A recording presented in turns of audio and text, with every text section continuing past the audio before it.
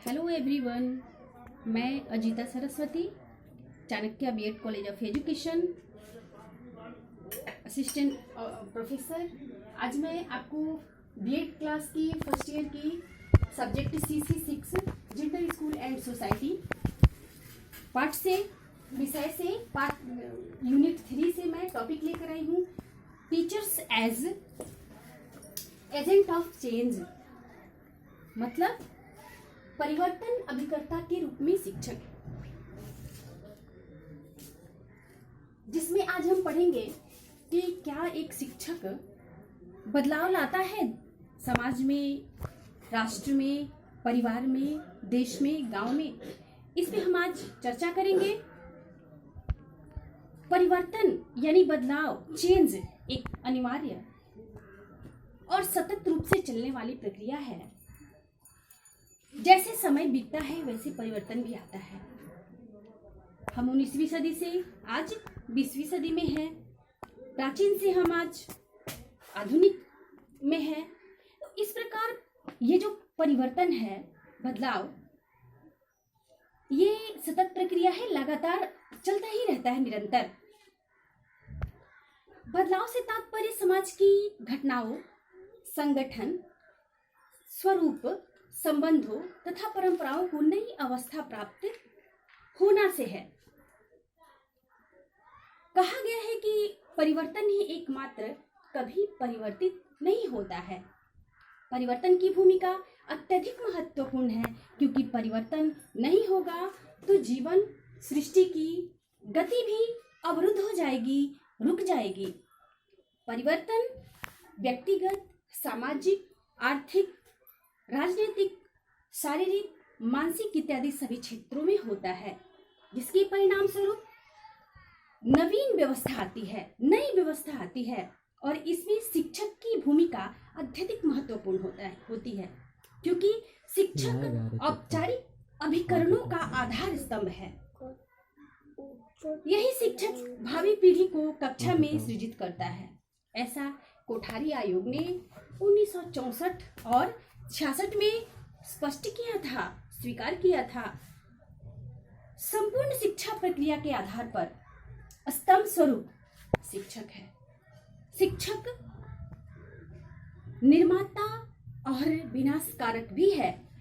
वह निर्माण भी करता है, तो यदि वो सही रास्ता पे उस बालक को, उस शिक्षार्थी को अगर सही शिक्षा न दे तो उसकी विनाश यानी प्रगति अवरुद्ध हो जाती है, रुक जाती है।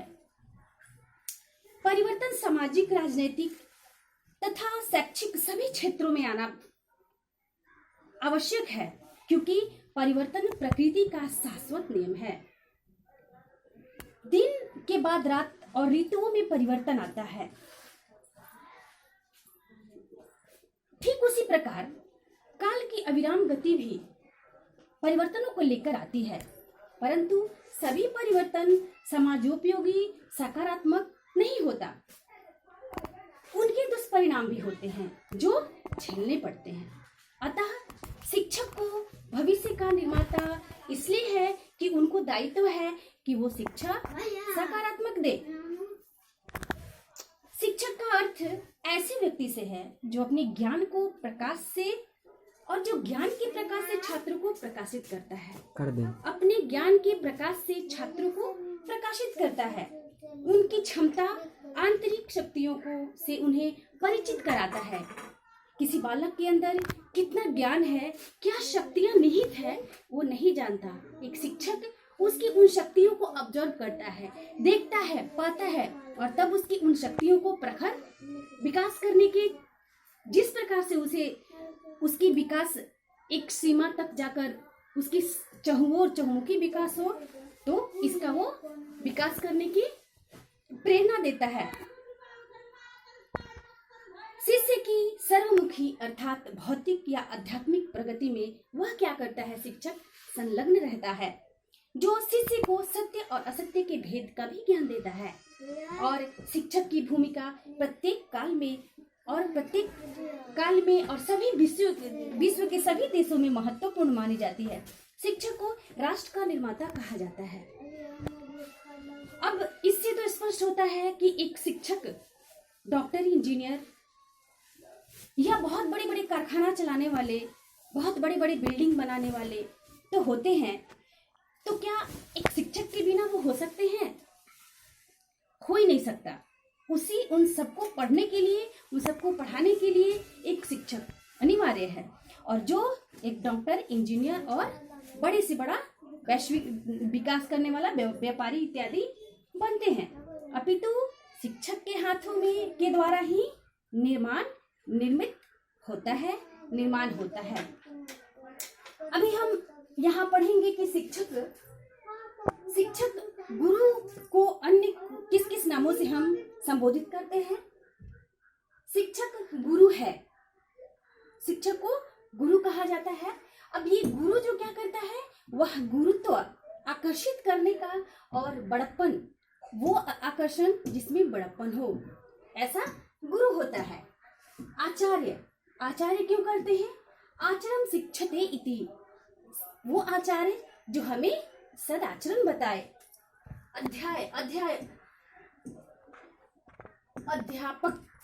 अध्यापक क्यों? जो अध्ययन करने का हमें मार्गदर्शन दे, किस प्रकार हमें अध्ययन करना है। शिक्षक जो शिक्षा दे, ज्ञान दे।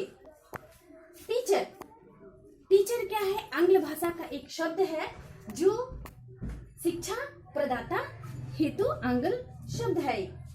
पंडित तो हम सभी जानते हैं। पंडित किसे कहते हैं? पंडित कोई कास्ट नहीं होता। पंडित का मतलब होता है शिक्षा के लिए प्रयुक्त, वो व्यक्ति, वह पंडित जो शिक्षा के लिए बनाया गया है या वो बना है अध्ययन करके, अध्यापन करके। इस प्रकार शिक्षक जो है एक बदलाव के लिए एजेंट है, अभिकर्ता है। समाज को, देश को, राष्ट्र को, परिवार को, व्यक्तित्व को बदलता है।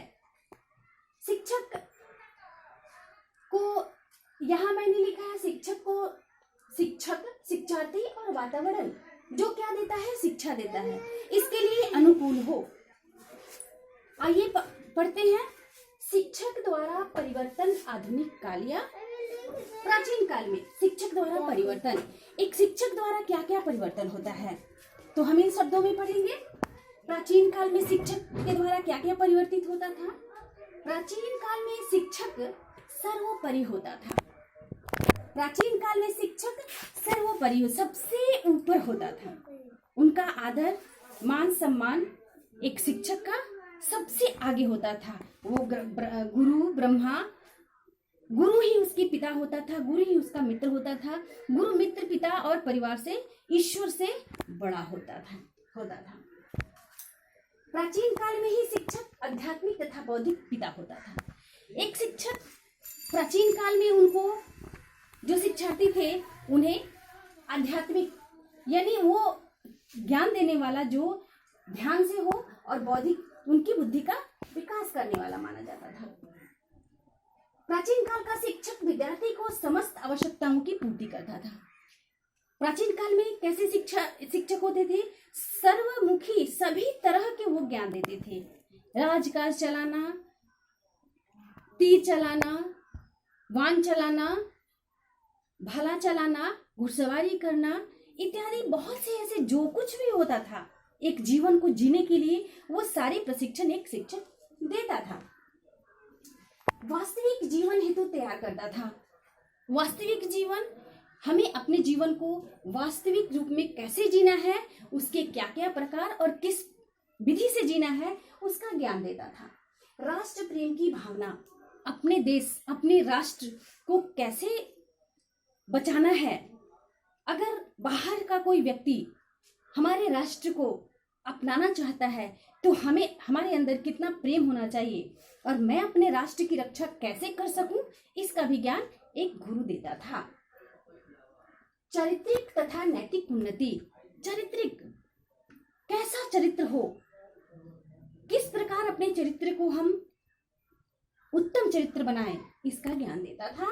नैतिक, किनसे हमें किन तरह की सामाजिक नैतिक बातें करनी है, किस प्रकार से हमें उनके साथ व्यवहार करना है, इसका ज्ञान देता था। मूल्यों के महत्व से अवगत, प्रत्येक वस्तु जो बनी हुई है उसकी किस प्रकार हमें उसके मूल्य, उसके कीमत को कितना समझना है, उसका भी ज्ञान एक शिक्षक ही देता था। आते हैं अब प्राचीन काल से आधुनिक काल में। वहां के गुरु के, आज के गुरु, आज के टीचर को हम किन से कैसे, आज का गुरु क्या करता है, आज के गुरु को हम टीचर को क्या मानते हैं। तो आज भी शिक्षक को उतनी ही प्रतिष्ठा है, लेकिन कुछ थोड़ी सी प्रगति में उसकी आदर में कमी आई है। तो फिर भी एक शिक्षक का जो दायित्व है वो आज भी पूर्ति करता है। फिर आज हम देखते हैं कि शिक्षार्थी का सर्वतोमुखी तथा समन्वित विकास। शिक्षार्थी का सर्वतो, हर तरह से उसका विकास करना चाहता है, डांटकर, बोलकर, समझाकर। आज तो गुणवत्तापूर्ण शिक्षा पे आधारित क्लास चल रहा है, बच्चों को केंद्र बनाया गया है। आज का शिक्षक का तो ज्ञान देना बहुत ही रिस्की है, बहुत ही चुनौतीपूर्ण है कि हम उस बच्चे को शिक्षा कैसे दें। आज शिक्षक का बच्चे ही मूल्यांकन करना शुरू कर देते हैं। फिर भी शिक्षक अपने दायित्व की पूर्ति करता है, जिसमें शिक्षार्थी का सर्वतोमुखी तथा समन्वित विकास करता है, नैतिक तथा चारित्रिक विकास करता है। आज का भी शिक्षक जागरूकता तथा सामाजिक बुराइयों को समाप्त करना। जागरूकता, समाज में कुछ ऐसी रूढ़िवादिता फैली थी जिसे धीरे धीरे यही एक शिक्षक संदेश देते हुए, बच्चों को बताते हुए उन रूढ़िवादिताओं को दूर करता है, उन बुराइयों को दूर करता है। ज्ञान प्रदान करना, और उस ज्ञान प्रदान करता है एक शिक्षार्थी को, एक बच्चे को ज्ञान प्रदान करता है, जिससे मुझे ये पता चलता है अच्छाई और सच्चाई क्या है, बुराई क्या है, क्या सही और क्या गलत है। रूढ़िवादिता, सांप्रदायिकता, धार्मिकता की कमी। हम देखते थे कि धर्मों के नाम पर युद्ध होता था। आज शिक्षक एक संदेश देकर के सभी बच्चों के अंदर वह नींव डालता है कि बच्चों, सांप्रदायिकता को हमें स्थान नहीं देना है, धार्मिकता को स्थान नहीं देना है। एक शिक्षक सभी बच्चों में इस बात को नींव डालता है, जिससे उसका दृष्टिकोण सकारात्मक होता है। वैज्ञानिक पूर्ण दृष्टिकोण का विकास।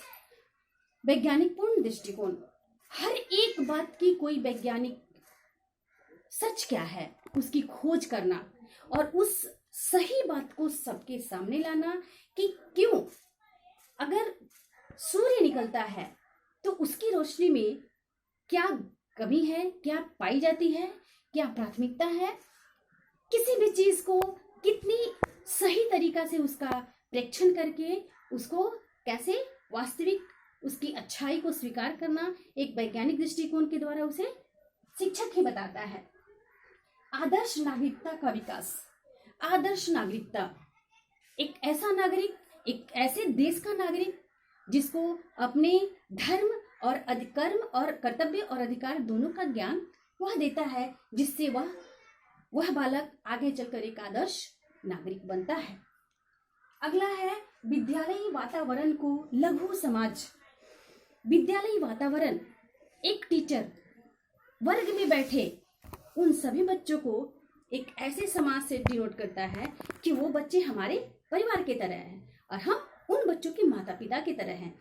तो एक छोटा सा क्लासरूम ही एक परिवार में तब्दील होता है। एक दूसरे की समस्याओं का समाधान करना, एक दूसरी समस्याओं को सुनना और एक दूसरे को एकता और प्रेम से रहना सिखाता है। आधुनिक काल में भी राष्ट्र प्रेम भाव पैदा करना। हमारे राष्ट्र के लिए हमें एक नागरिक होने के नाते हमें अपने राष्ट्र को कितना प्रेम देना है, पहला स्थान देना है, और इस राष्ट्र प्रेम के लिए हमें जागरूक करता है, हमें बताता है राष्ट्र प्रेम क्या है। Thank you.